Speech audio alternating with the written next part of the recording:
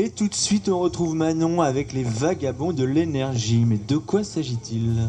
Eh ben, ils vont peut-être nous l'expliquer. Je suis à table avec, c'est vrai, je suis à table avec François, pardon, et Robin. Salut les gars. Alors, qu'est-ce que c'est les vagabonds de l'énergie ? Alors, les vagabonds de l'énergie, c'est une association qui a été créée en 2011, qui avait pour but de regarder un peu comment on produit l'énergie dans le monde et comment ça se passe vraiment dans chaque pays. Donc, il y a eu un voyage de 11 mois, donc Arnaud et moi-même en Europe, au Moyen-Orient et en Inde. Et on a filmé un peu partout des hydroliennes, des mines de charbon, etc. Tout un tas de projets de production d'énergie pour savoir pourquoi il y a des énergies dans certains pays, pourquoi d'autres dans d'autres pays. Et voilà, on est revenu avec des images qu'on va vélo-projeter ce soir. Et François reprend avec Clément Le Flambeau pour une deuxième session cette année. Alors peut-être que François, tu peux nous en dire un peu plus sur votre projet à vous avec et en quoi il diffère de celui de Clément et de Robin et Arnaud. De Robin et Arnaud, je me souviens. Ok. Alors tout d'abord merci déjà à Nuit debout pour la radio. Et après donc du coup quand on a vu le premier documentaire des Vagabonds de l'énergie, il en est né une problématique humaine en fait de ces défis technologiques, puisque c'est très intéressant de connaître plein de techniques de production d'énergie, mais le principal c'est aussi de demander en fait qu'est-ce que l'homme fait par rapport à sa propre production d'énergie, comment est-ce qu'il la conçoit, comment est-ce qu'il la consomme. Et du coup, de par ce premier documentaire, on s'est dit ça serait bien, on va reprendre le flambeau des Vagabonds de l'énergie et on va faire un documentaire là sur l'homme, son appropriation, sa responsabilisation, son autogestion et pourquoi pas même son absence de consommation d'énergie. Donc là, ça va être une observation des moyens de la production d'énergie, mais à plus petite échelle en fait. Parce que j'ai l'impression que ce qu'avaient fait Robin et Arnaud, c'était n'importe quelle production d'énergie, enfin, c'était pas forcément les énergies alternatives. Non, en fait, on voulait vraiment voir tout le spectre. Et on a vu des gros projets avec des grosses centrales bien dégueu comme on les connaît. Et on a vu des éco-villages aussi où les gens produisent ça localement. Mais on a vraiment vu un maximum de choses. Et là, je pense que François et Clément essaient de faire, c'est un peu voir comment si les gens perçoivent l'énergie en fonction du pays dans lequel ils vivent, en fonction de leur culture, en fonction de tout un tas de paramètres qui changent énormément. Plus le facteur social de l'énergie. C'est ça. Pour résumer. Et alors, ça va être quoi votre parcours ? Alors on part à peu près en septembre, on est toujours en train de chercher un bateau à voile pour traverser l'Atlantique. À bon entendeur. C'est ça, s'il y a quelqu'un qui est intéressé, pas de souci. On cherche à traverser l'Atlantique, à arriver en Amérique du Sud ou centrale, et puis passer là-bas quelques mois, s'imprégner de la culture, de la façon de faire, des habitudes, des besoins de consommation. Essayer de trouver les projets les plus économes, les manières de vivre alternatives. Et puis après, traverser le Pacifique pour se rendre en Asie. Et là, continuer dans la même démarche. À voir aussi, par exemple, comment est-ce qu'on fait après une catastrophe nucléaire, comment est-ce qu'on fait par rapport à un projet d'une ampleur phénoménale comme le barrage des Trois Gorges en Chine, ou comment on fait en Mongolie pour avoir de l'énergie.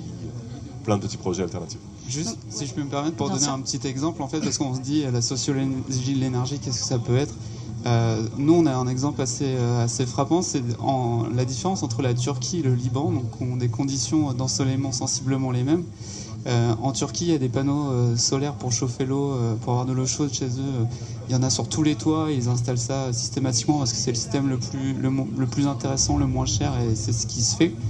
Et à 200 km de là, avant le d'oiseau, au Liban, c'est pas du tout ça. Ils chauffent de l'électricité un peu comme en France avec des ballons électriques, ça leur coûte très cher. Ça fonctionne avec du fuel qui vient d'autres pays, il y a des pénuries d'électricité quotidiennes. Et du coup, c'est aussi ça, les grosses différences dans des pays. C'est pas forcément une question de technologie, et c'est peut-être notre retour du premier voyage, et c'est aussi pour ça que ça mérite de creuser la question. Et alors... J'avais une super question, mais je m'en souviens plus. Mais si, ça y est, j'ai retrouvé. Je sais, donc vous êtes sorti de votre voyage avec un film, un documentaire donc, qui est projeté ce soir sur la place. Et vous, alors, vous allez... On a le même projet. Un autre film. Alors pendant la route, pour pas laisser tomber tout le monde qui nous soutient et qui nous suivent depuis déjà un an, On voudrait faire des micro-reportages en fonction de la pertinence des projets qu'on croisera. Et au retour, par contre, compiler tout ça pour trouver un super documentaire et le diffuser le plus largement possible. Mais est-ce que vous, à la base, vous travaillez dans l'énergie ou rien à voir? Oui. Alors, Arnaud et moi, quand on est partis, on était encore étudiants, donc on avait stoppé nos études. Une chose est sûre, c'est qu'on n'est pas des spécialistes du montage vidéo ni de la prise vidéo, donc ça reste un travail amateur, mais ça nous permet aussi d'éviter de tomber dans certains biais, je pense. Et oui, on travaille tous un peu dans l'énergie. Pour ma part, je conseille les gens dans le cadre de leurs projets de rénovation de logement, etc. Donc pour faire des économies d'énergie, je sensibilise aussi les gens. Arnaud travaille sur des projets dans une entreprise qui s'appelle GoSol qui travaille sur comment faire du solaire en low-tech, c'est-à-dire avec des technologies très très simples dans les pays où l'ensoleillement est vraiment abondant. Et pour François et Clément, c'est d'autres métiers. Voilà, moi je suis rénovateur thermique, donc j'essaie d'apporter les meilleures solutions d'isolation dans les maisons, le plus en respect du patrimoine. Et Clément, lui, est aussi conseiller énergie. Voilà, donc tout se regroupe. Mais on est technicien, pas sociologue, ni monteur vidéo, mais du coup là, on se fait beaucoup épauler par des sociologues de l'énergie pour monter le projet, pour apprendre, pour se former. Et aussi par des monteurs vidéo spécialistes pour apprendre... Pour apprendre à prendre les bonnes images sur place. C'est ça. Et l'importance de la qualité du son, de l'image, voilà, tout ça. Alors juste une dernière question pour toi, Robin, qui est déjà parti, qui est revenu. Sûrement tout le monde te la pose, mais quel est le projet qui t'a le plus marqué? Disons, à petite échelle, ce qui m'a vraiment marqué, c'est de voir que dans certains villages, on peut être totalement autonome en énergie. Et d'une vision française telle que je l'avais avant, c'est-à-dire un système de production d'énergie hyper centralisé avec des centrales et très peu de points de production au niveau individuel, en tout cas pour le moment. De voir que dans certains villages ils sont totalement autonomes, c'est vraiment encourageant. Un peu désespérant aussi de voir que ça se développe pas aussi vite qu'on l'aimerait. Et un autre fait marquant, c'est en Inde de voir que la déforestation, l'utilisation de bois qui est indispensable pour beaucoup de personnes dans les campagnes, pour être remplacée par des solutions solaires vraiment low cost, c'est-à-dire facile à mettre en place, entre guillemets. Et ça pourrait vraiment avoir un impact important et positif. Donc j'espère aussi que ça ne va pas repartir dans un biais des sociétés occidentales avec des systèmes de production hyper centralisés, et que ça va plutôt s'orienter vers des solutions ponctuelles et locales. Ça marche. Merci beaucoup. Et alors, comment on fait pour suivre vos nouvelles aventures? Les Vagabonds de l'énergie. Ok, vous avez un Facebook? On est partout, YouTube, Facebook, on est derrière vous. Ouais. Et vous partez quand? On aimerait partir en septembre. Ça marche. Bon, merci beaucoup les gars. Bonne merci soirée. À vous. Et à bientôt. Merci à Radio Debout et continuez.